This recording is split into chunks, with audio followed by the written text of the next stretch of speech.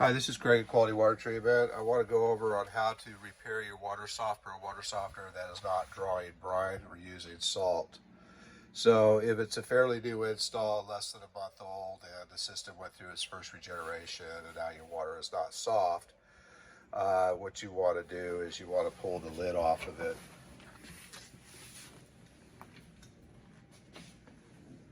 Look down inside your brine tank. Make sure you have salt in there. If you don't have salt in there, then add your salt.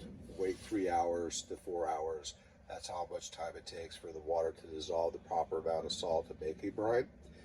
And then follow your service manual or installation guide to start a manual regeneration on your softener. The first thing it's going to do is a brine draw. It's just watch the water level inside your brine tank. Make sure it's dropping. If you can't see it because the salt level is too high, then go ahead and look down your brine well and make sure you have water down there and watch that to make sure that it's dropping. Okay. Now, if you have salt in there and the water level is above the salt, then go ahead and start a manual regeneration. Again, by following the instructions on the installation guide or the service manual. Take the brine cap off and watch the water level with a flashlight. Make sure it's dropping. It'll take about 5 minutes before you start seeing a noticeable difference. Okay. If the water level is not dropping, then what you're going to want to do is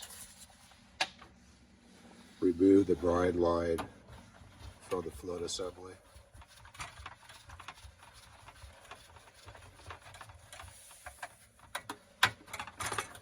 Put your finger over the top of here, push it on here pretty hard, and then lift it up. You should feel a slight suction on your finger. Also, make sure that this hardening sleeve is inside the tube here. Okay, if this is not in here, then look through your packaging because it did come with your system, and make sure you put it in there. Without that, the system will not suck water out of the salt tank. You would have suction here, but you won't have suction here because you'll lose your vacuum. If this is not here, it won't seal properly. Now, if you have suction here, and this is in here and everything looks good, that means that your problem is here with the float. So what you want to do is pull this float assembly out. Okay. And inside this assembly is a check valve. Now make sure this is in here, this little ball here. If it's not, then it fell out somehow and it ended up back down at the bottom of the brine well. You need to fish it out of there and put it back in here. If it's stuck, then what will happen is if it's plugging up this little hole here, it won't be able to suck the water out of the brine tank. So make sure you just get this nice and loose so everything's good. And then go ahead and put the brine float back in the tank.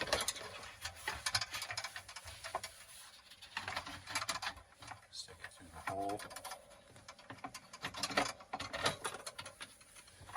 And screw your brine line back on.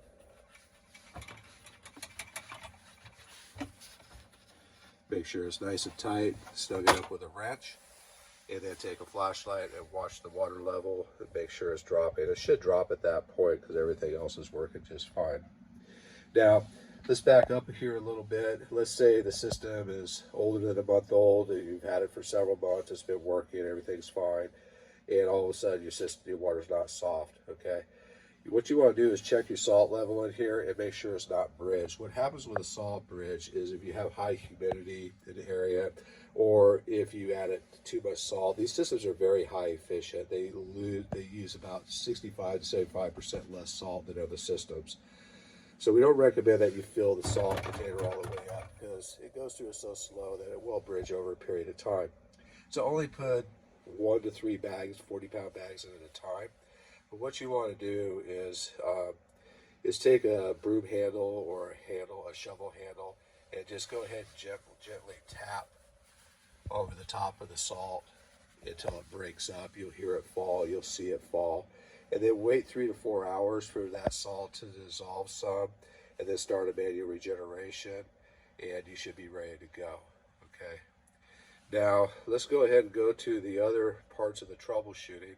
So now you've checked everything here. Everything was good on the float. You're still not sucking water, but you have no suction on here when you pull on the brine line when you pulled it off. That tells us that the issue could be either with the plumbing, it could be with the drain line, the way it's run, or it could be here on the side, which I'll show you on a different video. Your ejector ports could be also plugged, which I'll go over with you on a different video. So on your plumbing, on city water, you have a red tag that says outlet, and you have a blue tag that says inlet. You also have arrows on the system right here in the back where there's an arrow pointing out and there's an arrow pointing in, indicating outlet, inlet. Okay, so if you don't have these tags, if they fell off or something, just follow those arrows. Either way, you'll be good. So on city water, you want to make sure that those OT and the lines go into the softener, except for maybe going to an outside faucet for irrigation, or a hose bib that you install yourself as you're going into the softener, which is fine. So you want to cut your main water line, put a 90-degree elbow on it, and bring it into the inlet side of your softener. Coming out of your softener, you want to come out and go back into the main line, entering the house with a 90-degree elbow. Again, there shouldn't be any T's anywhere between those two lines at all, otherwise it'll bypass itself. And if you do want to put a T in for a hose bib for soft water or for hard water irrigation, you can do that. Again, though, it's just one loop, in and then out. If you don't have it correctly, the system won't regenerate properly. You will have soft water until it has to regenerate because the resin comes pre-charged from the factory already. Okay. So if all that looks good, if it doesn't look good, make sure you correct it, of course, and then run your regeneration. You should be ready to go. If everything is good there, then check your drain line. Your drain line, what you want to do here is there's what we call a BLFC button here. Not BLC, but DLFC, drain line flow control. You want to undo your drain line. This will be connected with a hose clamp.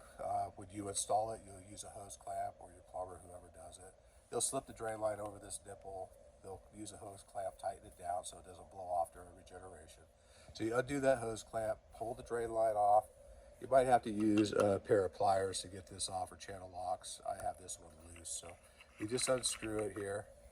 Inside here, you're going to see a little hole. This is what we were talking about, the DLFC button. Make sure you can see through that hole and you can blow through it clear.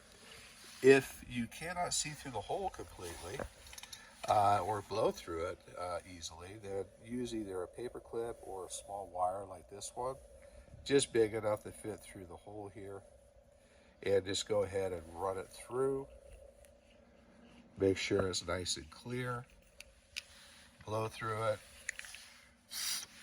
Look through it, make sure it's good. Should be able to see straight through there. And then go ahead and put it back on. Hook your drain line back up. And check your brine draw the way I showed you earlier with the programming and all that. Now, if that still doesn't work, check your drain line. Make sure it has no kinks in it and no restrictions at all. Now, these are upflow systems. So on city water, they're upflow. On well water, they're downflow. You cannot run the drain line elevated over the top of the softener itself more than 2 or 3 feet upward. Okay. If you're more than 3 feet upward, it could put too much back pressure up against the drain, which in return will not let it suck the brine out, which will cause your water not to be soft. Now, so if for some reason you did run it up more than 3 feet, make sure that you cut that line, lower it down. You can put a couple of turns in it if you need to get where you need to go, but do not run it more than 3 feet. Now, also, you cannot run this drain line with the 1/2-inch drain line that you'll be using, which you supply when you install it. You can't run it more than 25 feet. So if you run it more than 25 feet, replace that drain line from the 1/2-inch inner diameter drain line to a 5/8 inner diameter drain line. That way you're compensating for that extra footage of run, so you don't put so much head pressure up against your drain line, which would be causing your issue. The other thing is make sure the drainage point going into a sink basin or a washing machine drain or wherever you have it running, make sure it has the proper air gap. Our installation guide on our website goes over that with you with diagrams that shows you exactly how to do it. If you don't have an air gap, what can happen is water could back up in that drain and push up against the drain line, which will create back pressure. The system won't be able to drain properly. So make sure you have the proper air gap when you do this. If all that looks good and the system is still not drawing the brine, then we'll go into a different video and I'll show you how to clean those injectors. Now, just to back up here a little bit, I mentioned city water plumbing. Now, if you're on well water, when you check your plumbing, make sure that your plumbing going to the softener and coming out of the softener is after your pressure tank. The system will not work properly if you plumb this in between your well pump and your pressure tank. It always has to be after your pressure tank and always after your pressure switch. Otherwise, your well pump will not know how to work properly when the system is regenerating, and it'll create all kinds of havocs on the system regeneration process. I hope that helps you, and have a great day.